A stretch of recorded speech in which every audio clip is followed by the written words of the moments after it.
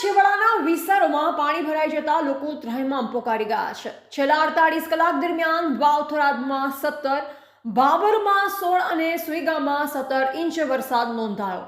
500 થી વધુ લોકોનું સ્થળાંતર, રસ્તા ધોવાણથી 13 જેટલા ગામડા સંપર્ક વિહોણા 1.50 લાખ ફૂડ પેકેટ અસરગ્રસ્ત નાગરિકો સુધી પહોંચાડાશે। 258 વીજળીના થાંભલા નુકસાનગ્રસ્ત, 279 ગામોમાં વીજ પુરવઠો ખોરવાયો। વીજ પુરવઠો ફરી કરવા ટીમો તૈયાર। જિલ્લામાં એનડીઆરએફ અને એસડીઆરએફની ટીમો તૈનાત। રેસ્ક્યુ કામગીરી તેજ કરાઈ છે। નાગરિકોને કલેક્ટરશ્રીએ નદી કાંઠા અને નીચાણવાળા વિસ્તારમાં ન જવા અપીલ કરી।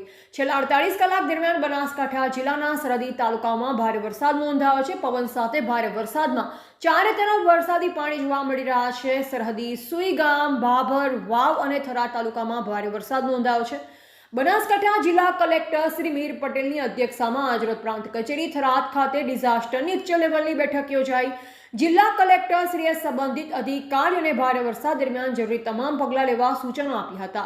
કલેક્ટર શ્રી મિહિર પટેલે જણાવ્યું, છેલ્લા 48 કલાક દરમિયાન વાવ અને થરાદ તાલુકામાં 17 ઇંચ, બાબરમાં 16 ઇંચ, સુઈગામમાં 17 ઇંચથી ભારે વરસાદ નોંધાયો છે। વરસાદની આગાહીને ધ્યાનમાં રાખી આજે 8 સપ્ટેમ્બરના રોજ જિલ્લાની તમામ શાળા, આંગણવાડીઓ તથા તમામ શૈક્ષણિક સંસ્થાઓ બંધ રખાઈ છે।